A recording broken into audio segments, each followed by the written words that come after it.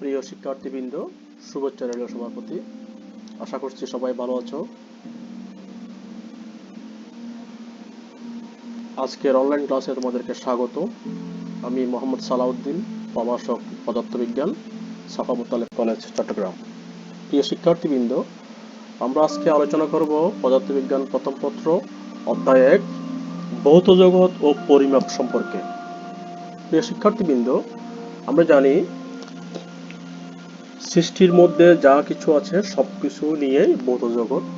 সেই ভৌত জগতের প্রকৃতি সম্পর্কে আমরা একটু দেখব। তো একটি ভৌত জগৎ মূলত 4টি উপাদান নিয়ে গঠিত হয়। তার মধ্যে প্রথমে হচ্ছে স্থান বা স্পেস, যেটাকে আমরা বলি স্পেস বা স্থান। 2 নম্বরে আছে আমাদের কাল বা সময়। সময় ছাড়া কিন্তু ভৌত জগৎ কল্পনাও করা যায় না। এরপর আছে ভর এবং সর্বশেষ আছে শক্তি। তবে মজার বিষয় হচ্ছে বিখ্যাত বিজ্ঞানী আইনস্টাইন এই ভর এবং শক্তিকে একত্রিত করেছেন। সেই হিসেবে আমরা বলতে পারি ভৌত জগতের প্রকৃতির মধ্যে 3টা প্রকৃতি, একটা হচ্ছে স্থান, কাল এবং ভর ও শক্তি। এই 3টা বিষয় নিয়েই মূলত ভৌত জগৎ।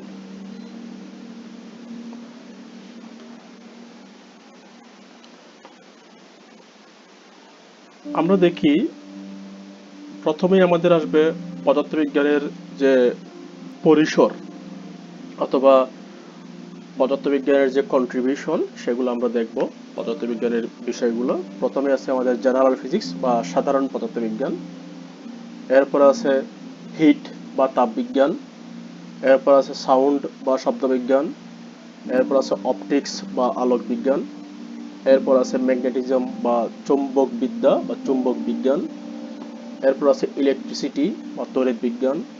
এরপর আছে ইলেকট্রনিক্স। সর্বশেষ হচ্ছে আমাদের অ্যাটমিক বা নিউক্লিয়ার ফিজিক্স। এর মধ্যে সাধারণ পদার্থবিজ্ঞান বা যেটা জেনারেল ফিজিক্স, সেটাকে আমরা আবার বিভাগে ভাগ করতে পারি।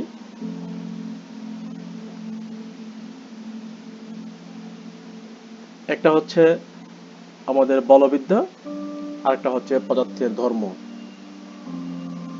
তাহলে সাধারণ পদার্থবিজ্ঞানকে আমরা দুভাগে ভাগ করতে পারি। একটা হচ্ছে পদার্থের ধর্ম, প্রপার্টিজ অফ ম্যাটার, আর একটা হচ্ছে বলবিদ্যা বা মেকানিক্স অথবা মেকানিক্স বলি আমরা এটাকে। আর একটা হচ্ছে প্রপার্টিজ। দুটো মিলেই হচ্ছে আমাদের জেনারেল ফিজিক্স। প্রিয় শিক্ষার্থীবৃন্দ, আমরা বলবিদ্যাকে আবার দুভাগে ভাগ করি। একটা হচ্ছে স্থিতিবিদ্যা, যেটাকে আমরা বলি স্ট্যাটিক্স, আর একটা হচ্ছে গতিবিদ্যা, যেটাকে আমরা বলি ডাইনামিক্স। তো স্থিতিবিদ্যা এবং গতিবিদ্যার মধ্যে কি কি বিষয়গুলো আলোচনা করা হয় সেগুলো আমরা পরবর্তী ক্লাসগুলোতে দেখতে পাবো। যেমন আমরা আমাদের বিভিন্ন অধ্যায়গুলো আছে গতিবিদ্যা, এই সমস্ত অধ্যায়গুলোতে আমরা দেখতে পাবো স্থিতিবিদ্যা এবং গতিবিদ্যার বিস্তারিত। প্রিয় শিক্ষার্থীবৃন্দ, পদার্থের কতগুলো বৈশিষ্ট্য বা গুণ থাকে। এই বৈশিষ্ট্য বা গুণগুলোকে সম্মিলিতভাবে পদার্থের ধর্ম বলে। পদার্থের ধর্ম বেসিক্যালি 2 প্রকারের। একটা হচ্ছে সাধারণ ধর্ম, আরেকটি হচ্ছে বিশেষ ধর্ম। সাধারণ ধর্ম বলতে যেই বৈশিষ্ট্যগুলো মোটামুটি সব ধরনের পদার্থের মধ্যে আছে, যেমন ওজন, বিস্তৃতি, রোধ, এগুলো হচ্ছে পদার্থের সাধারণ ধর্ম।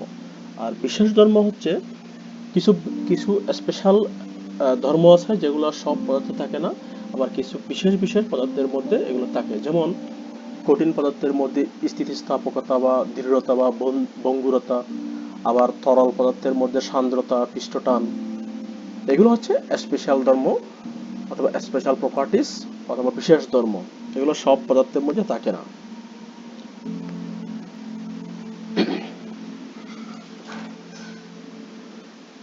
প্রিয় শিক্ষার্থীবৃন্দ, পদার্থবিজ্ঞান বা আমাদের যেটা ভৌত বিজ্ঞান, সেটা কিছু নির্দিষ্ট বিষয়ের উপর ভিত্তি করে তৈরি হয়েছে। তার মধ্যে প্রথম হচ্ছে সূত্র সূত্র বা ল। এরপরে হচ্ছে নীতি, এরপর হলো শিক্ষার্য, এরপর হলো অনুকল্প, তথ্য, এবং সর্বশেষ ধারণা বা প্রত্যয়। আমরা শুরু এভাবে করতে পারি, ধারণা বা প্রত্যয় দিয়ে শুরু করতে পারি। ধারণা বা প্রত্যয়, সূত্র, নীতি, স্বীকার্য, অনুকল্প এবং তত্ত্ব। চলো আমরা এগুলো একটা একটা আলোচনা করি। প্রথমে আছে সূত্র বা ল। যখন কোনো তথ্য সাধারণত অনেক পরীক্ষা নিরীক্ষার সাহায্যে প্রমাণিত হয় এবং এর মূল কথাগুলো, মূল বক্তব্যগুলো বা মূল থিমটা একটি নির্দিষ্ট উক্তির মাধ্যমে প্রকাশ করা হয়, তখন তাকে আমরা বৈজ্ঞানিক সূত্র বলি। যেমন আমরা বলতে পারি ওহমস ল। ওহমস ল তিনটা বিষয়ের উপর নির্ভর করে তৈরি করা হয়: কারেন্ট, ভোল্টেজ এবং রেজিস্ট্যান্স বা রোধ। অনুরূপভাবে আমরা বলতে পারি বয়েলস ল, যেটা চাপের সাথে আয়তনের সম্পর্ক। এরপরে বলতে পারি আমরা শক্তির নিত্যতা সূত্র। এই চিত্রের মধ্যে দেখো, সর্বোচ্চ অবস্থায় বি বিন্দুতে মোট শক্তি হচ্ছে পটেনশিয়াল এনার্জি বা বিভব শক্তি, আর সর্বনিম্ন অবস্থায় এ বিন্দুতে মোট শক্তি হচ্ছে গতিশক্তি। অর্থাৎ এখানে কি হয়, শক্তির রূপান্তর হয়। তাহলে এটা একটা শক্তির রূপান্তর সূত্র অথবা শক্তির নিত্যতা সূত্র। এরপরে আমরা আসবো ধারণা বা প্রত্যয়। ধারণা বা প্রত্যয় কিরকম? কোনো কিছু সম্পর্কে সঠিক উপলব্ধি, বোধগম্যতা হলে ওই বিষয় সম্পর্কে স্পষ্ট ধারণা পায়। অর্থাৎ ধারণা হলো কোনো ভাবনা বা চিন্তাধারা বা কোনো সাধারণ অভিমত। যেমন আমরা বলতে পারি তাপ এক প্রকার শক্তি, অথবা কোনো বস্তুতে প্রয়োগ করলে অথবা বস্তুটিকে গরম করলে বস্তুটির তাপমাত্রা বৃদ্ধি পায়, আবার তাপ বর্জন করলে তাপমাত্রা হ্রাস পায়। তাহলে এখানে আমরা যদি বস্তুটা যদি তাপ, যেমন একটা তরল পদার্থ যদি তাপ গ্রহণ করে তাহলে তরল পদার্থের তাপমাত্রা বাড়বে, যদি তাপ বর্জন করে তাপমাত্রা কমবে। তাহলে এটা হলো ধারণা বা প্রত্যয় বা কনসেপ্ট। আমরা এখানে তাপগতিবিদ্যার বিভিন্ন সূত্রগুলো দেখতে পাচ্ছি। ফার্স্ট ল অফ থার্মোডাইনামিক্স, এখানেও সেম তাপের একটা বিষয় আছে। তাহলে তাপ যে একটা শক্তি, সেটা আমরা ধারণা করতে পারি, সেটা আবার কোনো সূত্রের মাধ্যমে আমরা ফেলতে পারি না। এরপর আছে প্রিন্সিপাল বা নীতি। প্রিন্সিপাল বা নীতি হলো যে সকল প্রাকৃতিক সত্য সরাসরি স্পষ্টভাবে প্রমাণ করা যায়, এটার মধ্যে কোনো সন্দেহ থাকে না, এবং এই সত্যগুলোর সাহায্যে অন্যান্য অনেক প্রাকৃতিক ঘটনাকেও বর্ণনা করা যায় বা প্রমাণ করা যায়, তাকে নীতি বা প্রিন্সিপাল বলে। যেমন ডপলারের নীতি। ডপলারের নীতি তোমরা শব্দবিজ্ঞানে পড়বে, সেখানে আমরা বিস্তারিত আলোচনা করব নিঃসন্দেহে। এরপর আছে হাইজেনবার্গের অনিশ্চয়তা নীতি, অর্থাৎ এখানে অবস্থান এবং ভরবেগের একটা অনিশ্চয়তা নীতি। তো এই দুটি ছবি যে উপস্থাপন করলাম, একটা হচ্ছে ডপলারের নীতি আর একটা হচ্ছে হাইজেনবার্গের অনিশ্চয়তা নীতি।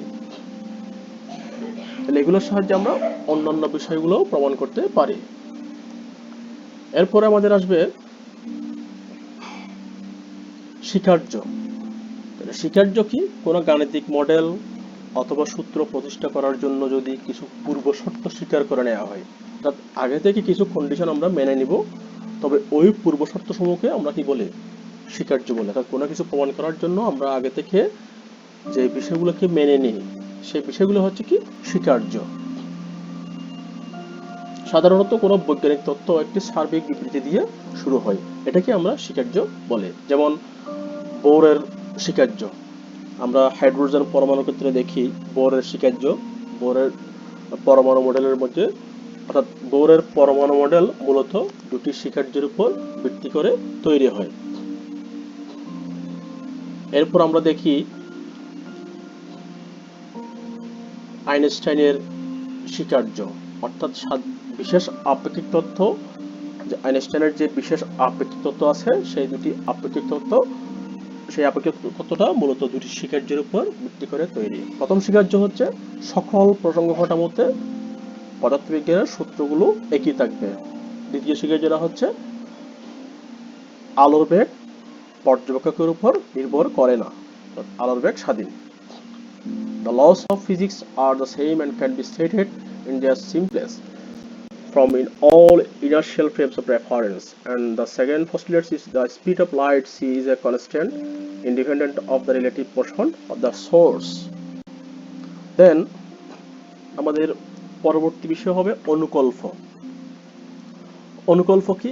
অনুকল্প হলো বিভিন্ন বিজ্ঞানীরা তাদের পর্যবেক্ষিত ঘটনাসমূহ যখন পর্যবেক্ষণ করেন তখন এই ঘটনার কারণ সম্বন্ধে ব্যাখ্যা প্রদানের জন্য অনেক সময় পূর্বের আবিষ্কৃত প্রাকৃতিক নিয়ম বা প্রাকৃতিক ঘটনার সাথে সামঞ্জস্য রেখে কিছু অনুমান করেন।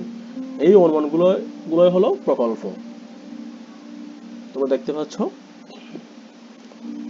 অনুকল্পগুলো সাধারণত পর্যবেক্ষিত ঘটনার প্রাথমিক ব্যাখ্যা প্রদান করে।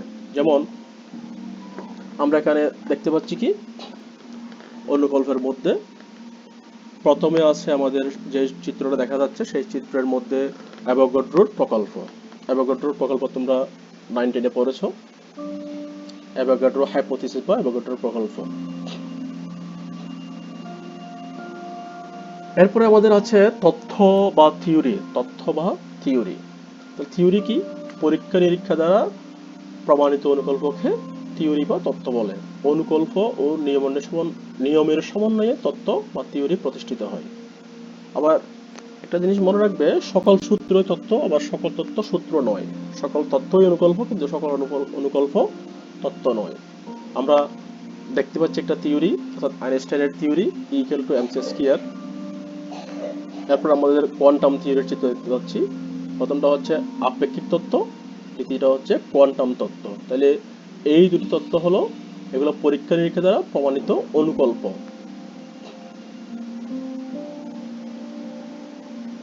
তো সবাইকে ধন্যবাদ, আশা করি বুঝতে পেরেছো।